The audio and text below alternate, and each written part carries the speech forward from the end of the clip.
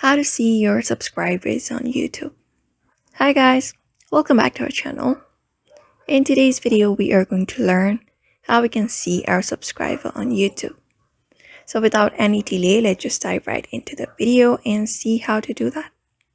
So for that, you can head over to youtube.com, and once you are here on this interface, at the top right corner, you'll be finding your name, your profile.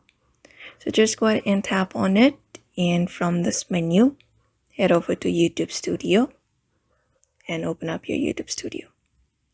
So when you head over to YouTube Studio, all you need to do is scroll down a bit, and when you do that, you'll be finding an option where it will show you the recent subscriber. So the recent subscribers, it will show you the recent subscribers if the subscriber has not made their subscribe private. If their subscriber is public, you'll be finding that option right here. All you need to do is go ahead and tap on it, and when you go ahead and do that, you'll be finding your subscriber's name right there. Other than that, you also have channel analytics and different features available from this YouTube Studio. You can look out for that. So that is how you basically see your subscribers on YouTube.